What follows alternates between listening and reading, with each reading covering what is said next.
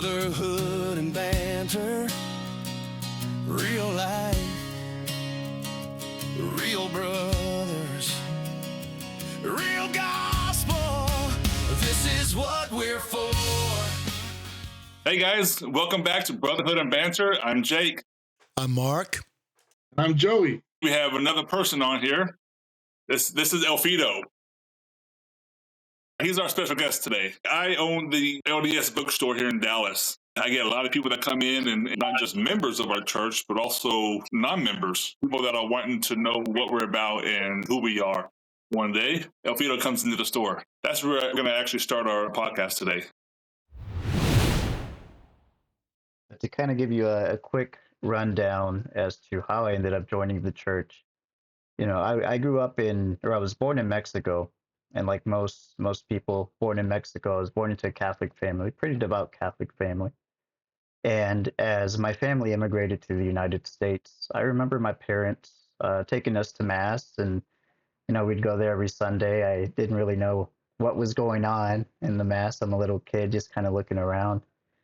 But I knew like the basics. I knew there was a God, which in Catholic belief is Jesus. I knew there was a heaven. I knew there was a hell. There was a devil. There was an importance in the Virgin Mary. And I mean, I knew there was like priests, but just like the very basic of it.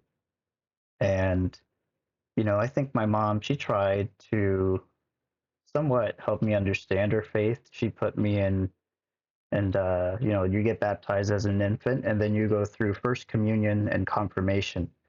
So I had these Sunday classes that were supposed to teach me like the catechism, the knowledge of the church, to fully become a member.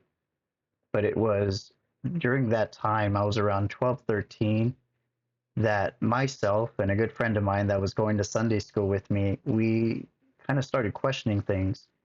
These biblical stories, how are they true? They kind of sound like they're just kind of fairy tales. Like it just started questioning things like, how is it possible for a man to be resurrected, or Moses to part the Red Sea, or Adam and Eve, all these things. I just had issues with them, and I just started to question things, like I said. And around that time, once I left Sunday school, I kind of became an atheist. I lost my faith at a young age. I didn't really believe in God, although I still found religions interesting. And the first one I studied outside of the Catholic faith was actually Islam, because I read a book on Malcolm X. And that kind of opened my mind, like, oh, there's more than just Catholicism, because I grew up in a very somewhat sheltered Hispanic community. But from the time I was like 13 to 21, I was just, I would call myself an annoying, militant atheist. Not just an atheist that didn't believe, but an atheist that wanted to prove everyone else wrong. Because I had this just rebelliousness, I had to prove everyone wrong, in your face kind of attitude. And I ended up dating this girl who, at the time, she wasn't religious herself, but she grew up going to Baptist church. So she was pretty well versed in her Bible, just from her parents, teaching her. And I don't remember exactly what I said, but I said something against the Bible. And it was kind of funny, because she goes, "That's not what the Bible says at all. You should actually go buy a Bible, pick one up, and read it yourself. That's incorrect." And I thought, whoa, okay, like, who are you to kind of tell me that, And it was funny too, because like I said, she wasn't necessarily religious at this time, but she kind of stumped me there. And she would actually go on to buy me, it was a King James Rainbow Study Bible. As I began reading it, months went on, and I felt something. And I looked at her and I said, would you be willing to possibly find a church with me? And it took a while. I remember we went to the church her parents went to, and we tried different ones. Eventually, I would get married to this girl, and we would have two wonderful children. After the birth of her second child, she kind of was, I think, also looking for God again. And we found this church. It was a non-denominational Protestant church. So we went there for a little bit, but then we just had just disagreements with the leadership there, so we kind of left. And then that's kind of like where I would say like my, not downfall, but I started to kind of lose my faith a little bit more. And then ultimately her and I would end up getting divorced, and that didn't help either. I was going through a tough time.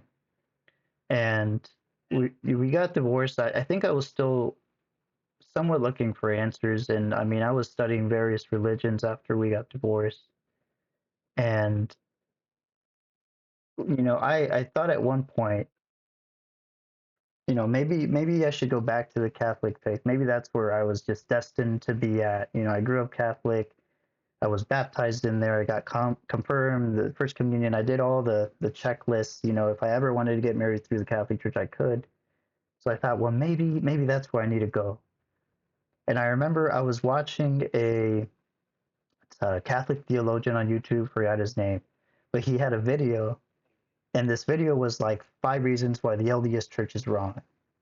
And I remember watching this video, and I finished watching it, and I went, okay, that, yeah, that seems like way different beliefs than traditional Christianity, right?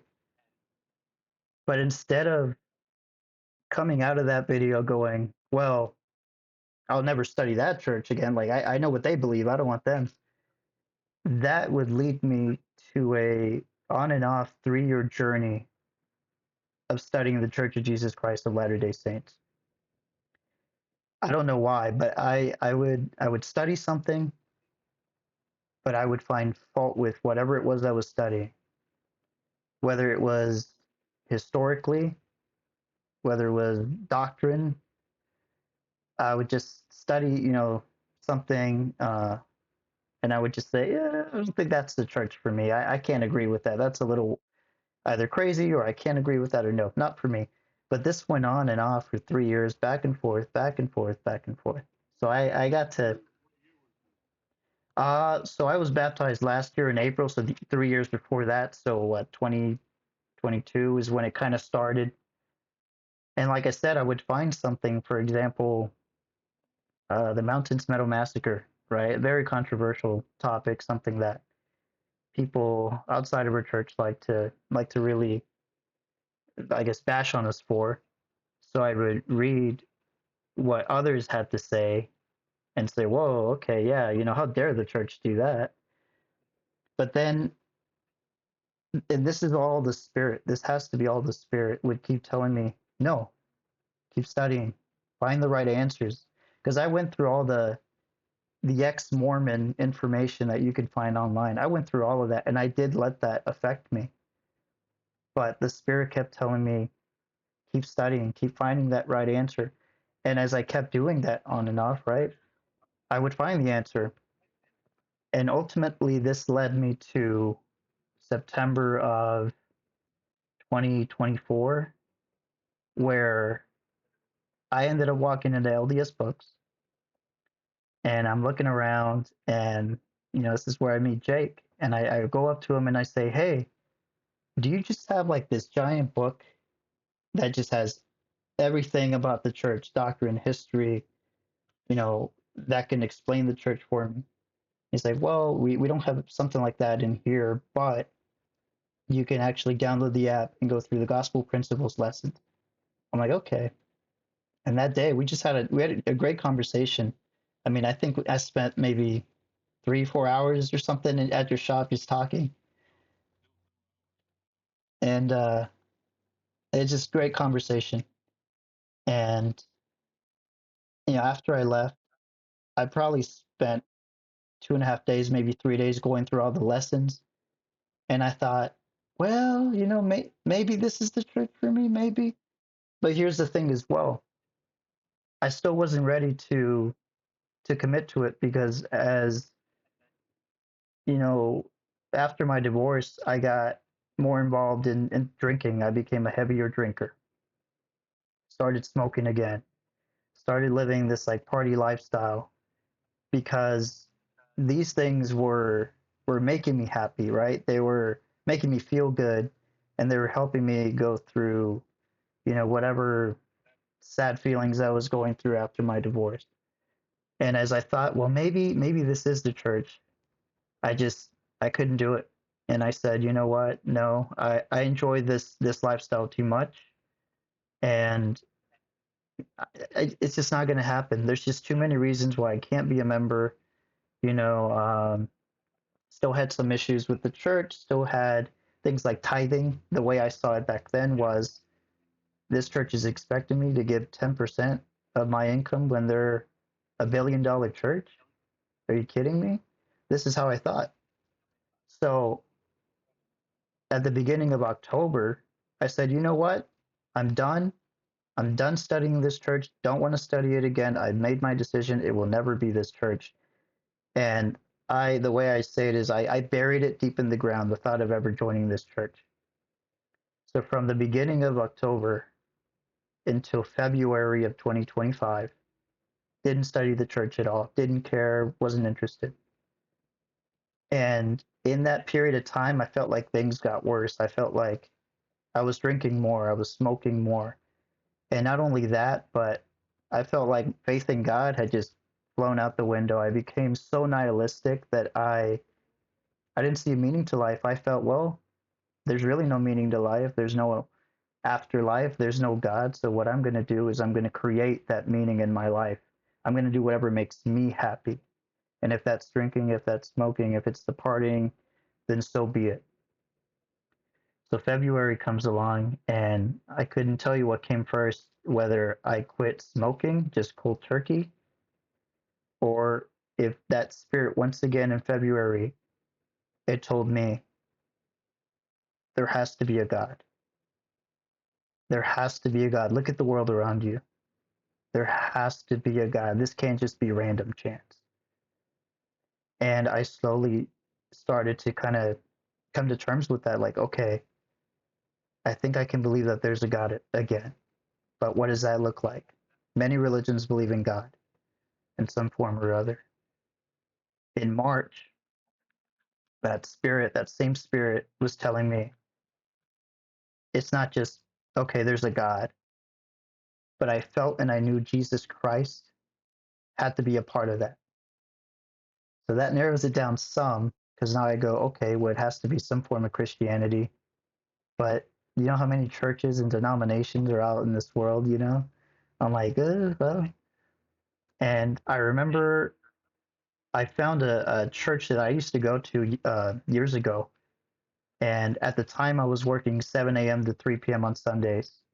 So our ward at the time, they had a 9 a.m. service. So I knew, like, it probably isn't going to be the LDS church. So all these other logical reasons were also keeping me from the church. I'm like, can't see myself being a member of the Church of Jesus Christ of Latter-day Saints because their service starts at 9. I work from 7 to 3. But this non-denominational church I had been to before, they had a 5 p.m. service. So I went to it probably like the last week of March, around there. And I went to the service, and nothing against the people there, nothing against the sermon, nothing against the music. But I remember leaving that service and feeling like that's not where I needed to be. And that really frustrated me because I thought possibly this could be it. This could be the church that God wants me to be in. And I also kind of told myself, well, you're not used to going to church, so it's probably, you're just not used to it. Like, just just give it a day. But that following Monday, I felt that feeling even stronger. Like, that's not where God wanted me to be. And I grew even more frustrated. I'm like, well, where do I need to be? So fast forward from that Monday to Friday, I'm driving to go pick up my kids. And I mean, I prayed harder than I've ever prayed in my entire life with that, you know, broken heart, contrite spirit. Just, I poured myself to God and I asked Him, where do you need me to be? Because I am so sick and tired of feeling lost, of feeling like I'm floating in air without grabbing onto anything. I need you to tell me where I need to be. I need you to give me some sign. Do I need to go back to the Catholic Church? Do I need to go back to the church I just came from that didn't feel right? And then here's where it gets interesting. Then I said, does it have to be the Church of Jesus Christ of Latter-day Saints? And if so, I want you to help me encounter missionaries. I do not want to reach out to them because I knew I could do that. The ads, you see the ads all the time, hey, do you want to talk about Jesus or come to church or this or that? And you can put your name and they can contact you. I didn't want that. I'm a very stubborn person. So I prayed, I want to encounter missionaries. Give me that sign, please, if it's this church that I need to be a part of. I kid you not, the next day, it's the first game of my nephew's flag football season. And my mom asked me, "Hey, are you going to be there?" And I said, "No, I just don't really feel like going." My mom's like, "Come on, you should go. You should go support your nephew." My oldest son, of course, he wanted to go. He goes, "We have to go. We have to go support my cousin. We have to go." So both my kids and myself and my mom and my stepdad, we all carpooled to the flag football game. And even I remember at the halftime, I'm on my phone and I'm studying about the Book of Abraham because the Spirit just won't let me stop studying the church. Like I have this like urge. So I'm in there, halftime, like I said, studying the Book of Abraham on my phone for whatever odd reason. So the game finishes, and like I said, we're all carpooling in one car, and they want to go out for lunch. I'm like, sure, but let's go to lunch wherever you guys want to pick. Wherever. So they ended up choosing Braum's, and mind you, where this Braum's is located is in Oak Cliff. It's off of Illinois and Hampton. And down that street, you have McDonald's, you have a bunch of fast food places, you have Chinese buffets, you have all types of places they could have chosen, but they chose Braum's. So pull up to the parking lot, get out of the car. I walk in the door, and I kid you not, there are two missionaries sitting at a table reading their scriptures. And at that moment, I could just feel my heart just drop. And I'm thinking, you got to be kidding me. Like, you just have to be kidding me. There's no way. And I'm trying to process this emotion, but I also have two hungry kids. So, I help order their food. They sit down with my family at the opposite end of the Brahms. I go back up to the menu because I didn't order anything for myself. Kind of just looking at the menu, pretending like I'm going to order something, but what I'm really doing is I'm talking to myself in my head, going, "Oh man, they're right here, but I'm too shy. I don't know what to ask them. How do I start this conversation? What do I do?" And I almost didn't want to, but I also could feel God tell me, "You prayed for a sign, buddy, and here's your sign. Are you going to take it, or are you just going to continue being lost?" And I'm like, shoot, okay, well, let's see where this goes. So I walk up to them and I start talking to them. And I mean, I must have blown their minds because I don't think, the average investigator comes up to two missionaries and just starts talking to them about the Book of Abraham or about church history or doctrine. And their eyes are just, huge. And unfortunately for them, I wasn't in their area, but they said, "Hey, do you mind if we take your phone number? Give your phone number to the missionaries that are in your area." I'm like, "Sure." So later that night, I drop off my kids at their mom's house. I'm driving back home. I'm playing a video on the Book of Abraham to listen to on my drive home. Not even 10 seconds in, the missionaries call me. So the video stops, and I talk to them, and I basically give them a recap as to how I got to that point. And they're like, "Well, we'd like to invite you to Scripture Study Thursday." I'm like, "Sure, I'll be there." I show up, and it was less of a Scripture study, more of a question and answer, because I still had a lot of questions, and they were able to answer pretty much all of them. And that weekend coming up was actually General Conference.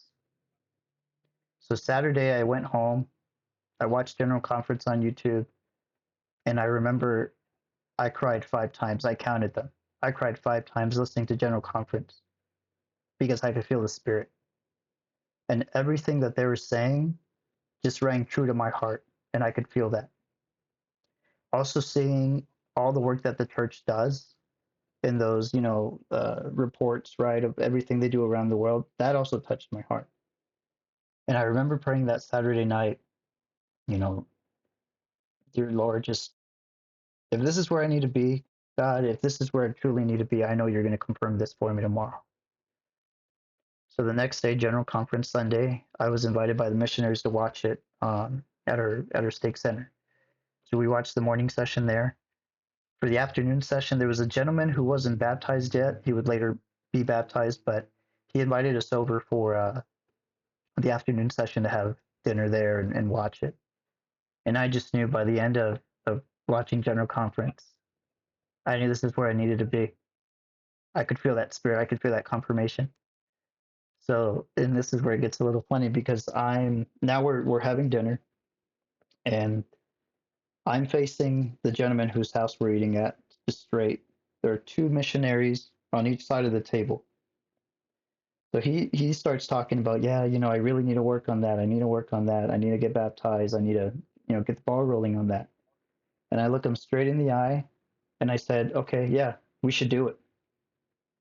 And the two missionaries on each side of the table just turn around and they look at me like I'm crazy.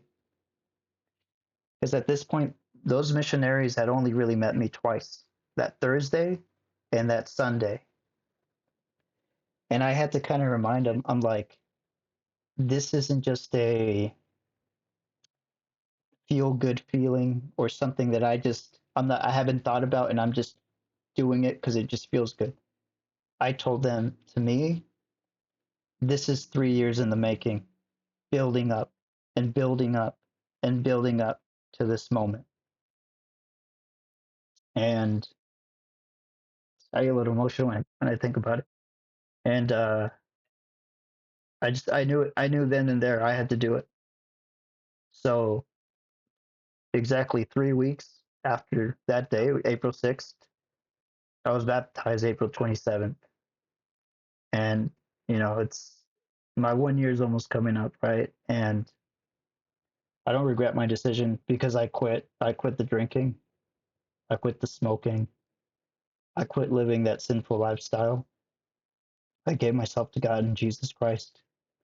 And not only that, but as a member of this church, I learned how to be, I was a very selfish person. And I've learned how to give, how to be selfless. And it's been a wild ride. It's been awesome.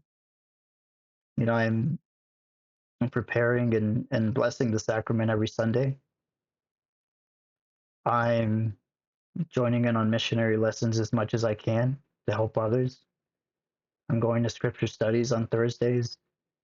I'm a Elders Quorum activity coordinator for a ward. And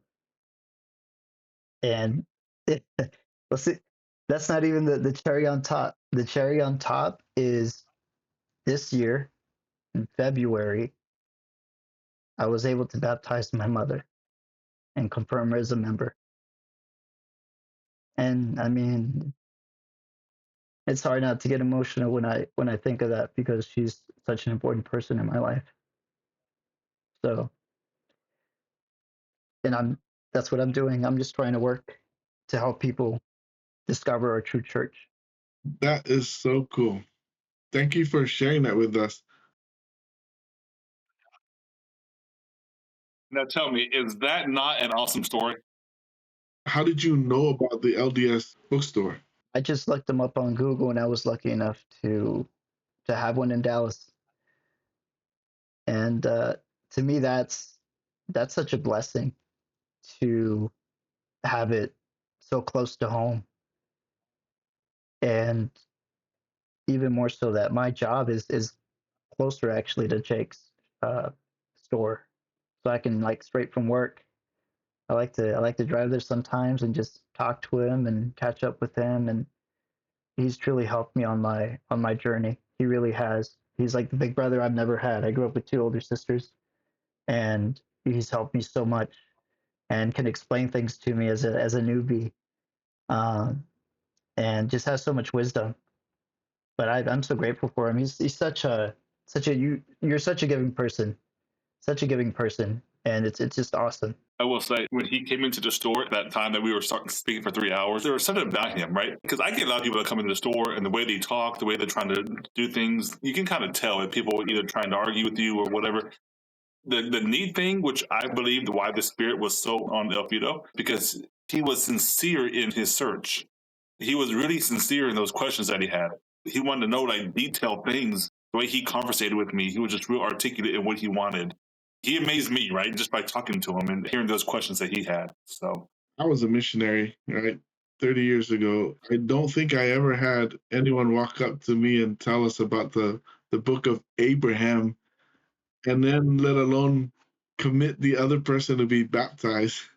And he himself is not baptized. So that was awesome. And I say that because I've often heard that true seekers of the Savior will recognize the gospel when they hear it, and when they see it, they'll feel it. And I think that's what I see here with Elfido. He was a true seeker. No one that I taught on my mission read the book of Abraham beforehand. They were struggling to read through the Book of Mormon when we gave them the Book of Mormon, but the Book of Abraham, that's a lot of stuff in there. That's a lot of doctrine in there, which is amazing to us. But to have a new person read it, that's so cool. And another thing that you said you quit smoking on my mission. I was working with a guy that had been smoking for 30 years. He said it just hard for him to quit. But when the gospel touched him, he quit cold turkey. And people were asking how. And he said, I really don't know. I found the gospel. I have no more desire.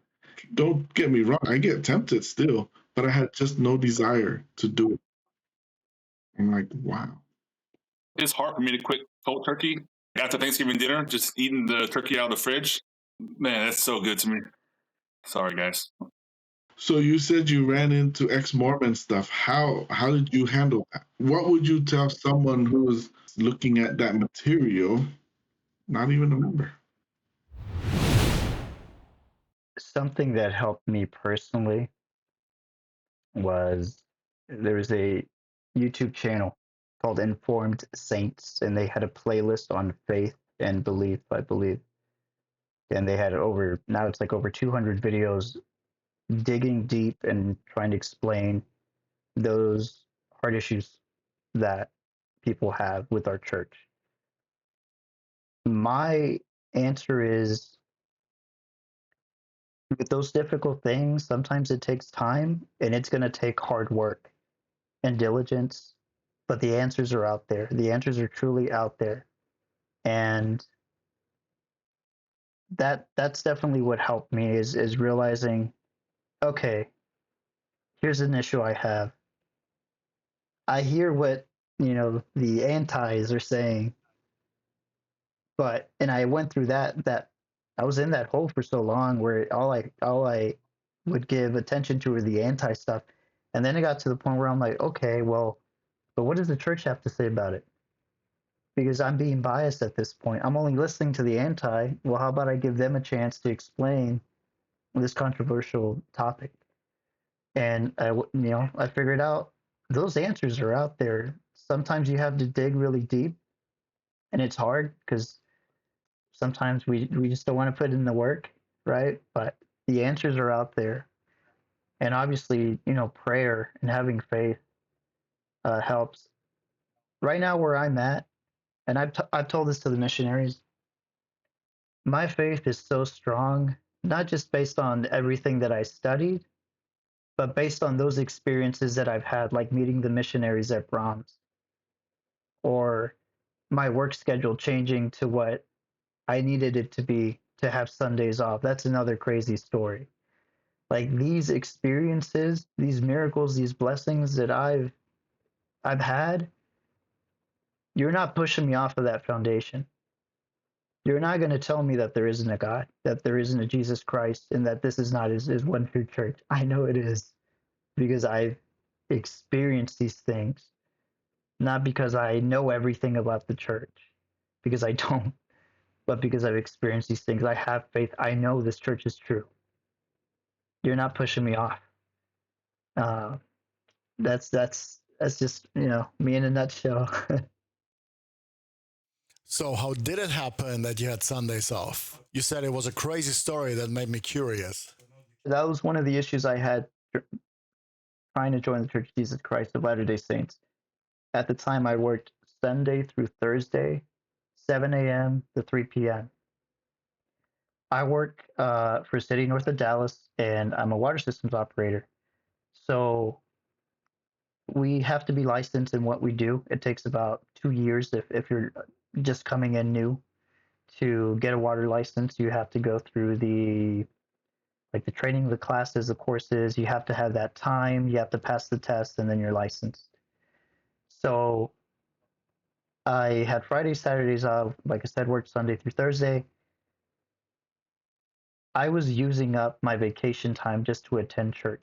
I went from like 140 hours of vacation time down to 40 hours of vacation time. And I was also lucky enough to find someone to work each Sunday shift, because my job isn't just, hey, I want to take Sundays off, boss, here you go. No, I have to find someone to cover me. And if I can't, then I'm not off. I have to work that shift. That's just how my job works. So I ran down to 40 hours, and I remember talking to my bishop, and I said, hey, I love coming here. I really do, every Sunday, but I'm running out of time, and you're probably going to see less and less of me, unfortunately. And he said, that's okay. You keep doing what you're doing, and Heavenly Father will make a way. Just keep doing what you're doing. It'll all work itself out. And at one point, I thought it was about to. We had this employee of ours in our department who, he was the last guy in our department that needed to get a license. Once he got a license, there was going to be an opening in the shifts for me to possibly have Sunday, Mondays off. So I got a little tense, because you have 4 chances to pass the test. He failed the first 3. On the 4th one, he somehow passed. So I'm thinking, okay, good. He passed. Here's the opening. It's about to happen. Unfortunately, maybe about a week or 2 later, he did something he wasn't supposed to do. He was let go. So he's gone. So realistically, in my mind, I'm thinking, okay, I'm going to have to wait 2 years for us to train an operator before the shift opening happens ever again. That's what my boss told me. So unless we hire someone that just comes in with a license, I'm going to have to wait 2 years, and we haven't had much luck hiring people. So that bummed me out pretty bad. All of a sudden, I was talking to my coworker about it, and I remember I was actually pulling up to your store when this phone call happened. Funny enough, he calls me, and he's like, hey, so what if I took your Friday, Saturdays off, and I gave you my Sunday, Mondays off? And I'm like, why would you do that? You go to church on Sunday. He's Catholic, so he goes to mass on Sunday with his family. Why would you want to do that? Wouldn't that kind of mess, your plans? You go Sunday morning so you can go with your in-laws as well. He goes, well, yeah, but my kids' baseball season is starting, and their games are on Saturday, and I want to be there to watch my kid play baseball. And I'm like, okay, well, I said, yeah, it would work out well for both of us, because as long as you're going to church Saturday after 5 p.m. or anytime Sunday, you're fulfilling your obligation as a Catholic to go to mass. Me, Sunday at 9 was all I could really, really kind of go to. And he's like, okay, well, but even then, I love the guy to death, but little wishy-washy sometimes. He's like, I still got to talk to my wife, make sure this is what I want. I'll get back to you. I'm thinking, okay, I didn't think much of it. I'm like, it's probably not going to happen, so I'm not going to get my hopes up. Maybe about a week passes, and I remember it was the Tuesday that I was going to the temple for the very first time. That Tuesday morning, he walks up to me on our morning shift and says, okay, let's do it. I'm like, what are you talking about? He goes, let's change shifts. You can have Sunday, Monday off, work Tuesday through Saturday, and I'll take your Sunday through Thursday and have Friday, Saturdays off. And I'm like, are you serious? He's like, yeah. I'm like, okay, well, let's go talk to the boss. Let's make sure he's okay with it. And yeah, we'll sign off on it and we're good. And since that time, I've had Sunday, Mondays off. Like I said, realistically, I was thinking 2 years in the future, I'll have Sunday, Mondays off. You know, I don't know. I was stressing out about it because I wanted to be at church. And, you know, it's just proof again. If you're doing everything you're supposed to do, if you're living the way you're supposed to be living, he will bless you. He will open these, you know, these things up for you. And I was just like, this is a miracle. This is a blessing. And I remember we had a sister from our ward. I met with her. She got there early for the first time I was going to go to the temple. And I told her, I'm like, Sister Nap, guess what just happened? I have Sunday, Mondays off. She's like, oh my gosh, that's amazing. And it was just such a awesome day to know that my shift was going to change and I was going to go to the temple for baptisms for the first time. Like, what a day, you know? Have you written these down in your journal? Yes. Yeah. Yeah. I've written this stuff down. You said you're coming up on the year mark. Are you getting ready to go to the temple for your endowments? Yeah, I have to kind of push it a little bit further because the temple's closed. You know, by the time my year mark hits, it'll be closed. But yeah, I'm excited, and I'm really excited for it. I'm so excited. This is so cool. Thank you for sharing that because, to me, it's fun to hear conversion stories. And then, man, I wish you were one of my friends on my mission. One question. You hear a lot of talk going around right now, right? Of us as members of the Church of Jesus Christ of Latter-day Saints, people saying they're not real Christians. They're a different type of Christians. You know, you being brand new in this church a year, that's still brand new, right? What do you say to those people? Based on my experience, I've been to Catholic Mass. I've been to Protestant churches. I don't think this is just based on my experience. I've seen a greater group of Christians, Christ-like people, than I have in the Church of Jesus Christ of Latter-day Saints. By the way that they, the fruits, right? The way they act, the way they speak. And I've been so blessed to be a part of a ward that's just was so welcoming and so loving because part of me was a bit concerned. And this is something I told the missionaries. Am I really going to be accepted? I have 2 holes in my ears, 2 tattoos on my wrists. Am I really going to be accepted? Am I going to be judged? Am I going to be looked at funny? And to this day, I've never felt judged or looked at in any way. I've felt so welcome. And that's because all of us are trying to the best of our ability to be as Christ-like as we possibly can. We are Christian. Now, depends, I suppose, on your definition of it, right? Anyone can create their own definition of Christian. Is a Christian just someone that believes in Trinitarianism?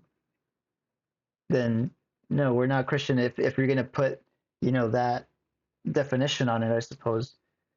But we are Christians because we're following, like I said, that Jesus Christ that's in the New Testament, and we're doing a pretty good job at it. I say this as a new member, just looking at the rest of my ward or the people I've interacted with, like you guys, like Jake, who I just look at you guys and I see how wonderful you guys are as people and how giving you are, how loving you are. And our church is just so awesome. And I also love that our church is extremely serious about their faith because I didn't want to join a church where I just show up on Sunday, I pat myself on the back, and then I say, good job, Elfido. And then the rest of the week, I just forget about Jesus Christ. And I'm a monster. I'm flipping people off while I'm driving. I'm acting a fool. and then I come Sunday and I pretend like I'm a saint.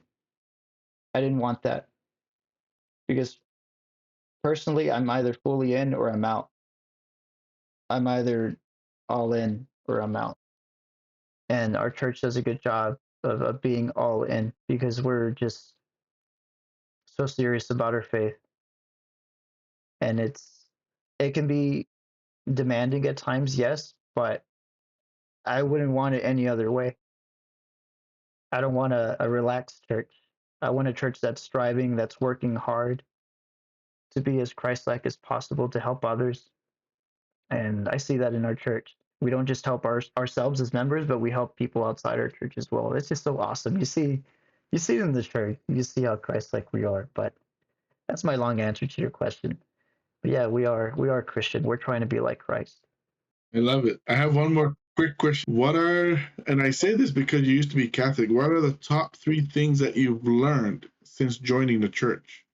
Something that I find amazing that once I discovered it, it clicked and it made sense was how our church views original sin or the fall. In Catholicism, it was Eve's fault, and we're all born with that original sin. So as a child, I was born with that sin, right? And that's why I'm baptized. And when I learned of the way our church looks into that, it wasn't this gigantic, huge sin. Transgression, yes, but not this huge sin, and it had to happen. That's the thing, it had to happen. And it makes more sense for the age of accountability to be 8 and not for a child that's 2 to be living in sin. Once I understood our church's position of that, it just clicked and it made more sense than what I grew up kind of listening to. And that was one of them. That was one of the big ones. Also, I like the plan of salvation so much because it shows how loving and how merciful our God is. And I love that example of, and I'm sure you've heard it, is someone really, someone on a remote island that has never heard the gospel ever, really condemned to go to hell for something that's not necessarily their fault? That just didn't sit right with me either. The fact that we have kingdoms, right? And that they can still hear that gospel, they can still, decide to choose. We have that agency to choose, yes, no. I think that's beautiful. And that made more sense to me as well. I'm like, okay, that makes more sense. That really shows the loving and merciful God. So it's just like things were just clicking in my brain as I started learning these things. I'm like, that makes so much more sense. I don't know if those two count. Thank you. Oh yeah, thank you. Thank you so much. Thanks for sharing your conversion story. It really edified me. I appreciate it. Thank you guys for having me.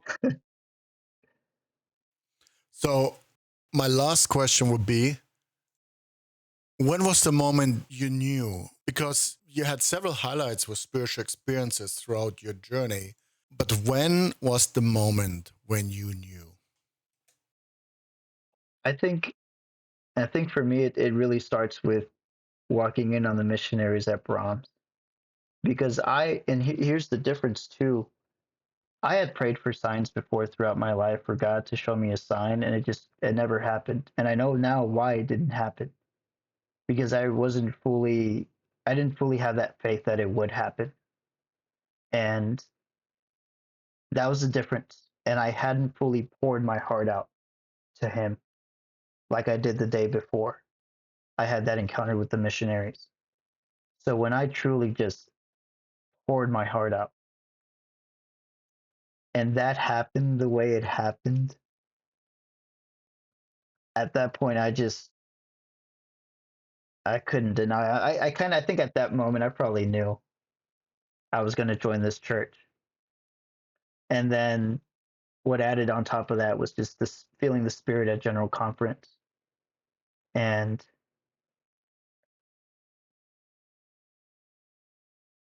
Yeah, it was just those two moments, and of course, everything else that's come out of that.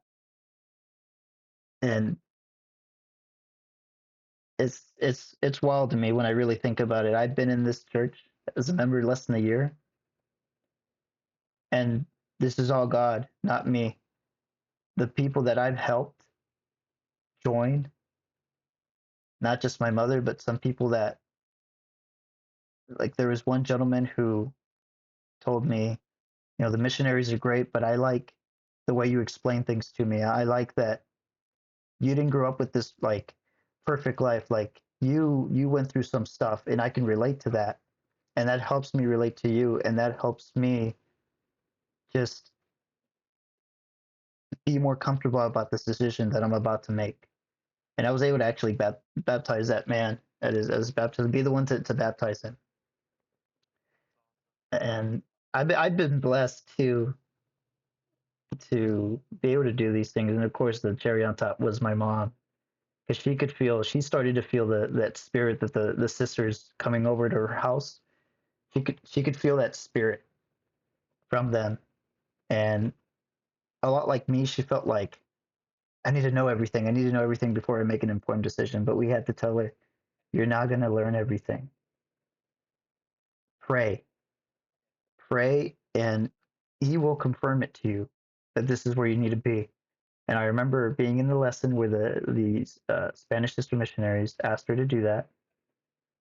And she prayed about it, and she flipped open her copy of the Book of Mormon, and it was on a chapter about baptism.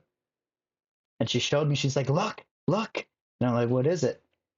And it was a chapter on baptism. She goes, look, I flipped to this page, and it just so happens to talk about baptism. I'm like, well, then there's your sign. I'm like, you got to take it. And it's just to quickly just say, because she's a lot like me. We can be very shy, very introverted, not really like the person to approach another person and say, hey, how's it going? How are you? We're just not like that. I'm not trying to be better about it, but she's the same way. And I think a couple weeks ago at church, I stayed with her. I stayed for my service, and then I stayed for her Spanish service. And after the Spanish service, we're leaving, and there was a new couple that was there for the first time with their kids, and they were leaving and walking out, and she goes up to them, and she's like, is this your first time? And they're like, yeah. And she just starts talking to them and tells them, oh, this church is amazing. Like, it'll change your life. It's changed my life. It's great. She just starts hyping up the church. And I'm just like, who's this new lady? Yeah, who is this lady? And that's the Spirit. And I was telling her, I'm like, that's the Spirit working. That's the Spirit working. And you understand how much it's helped you, and you want others to find this. That's how I am. I want others to know how amazing our church is. And it's just been a wild ride. Wow, thank you for sharing that. Really a wonderful conversion story, and I love hearing it. Elfido, it's been great meeting you and becoming your friend and sharing in this whole experience that you've had, your whole conversion story. And I really enjoyed and value our friendship. Thank you for coming on tonight and sitting down with us. And thank you. Thank you so much. Yeah, thank you for coming on. It was really amazing. Well, guys, thank you for tuning in to Brotherhood and Banter. Be sure to like, subscribe, share. We see you all next time with another surprise that you did not expect.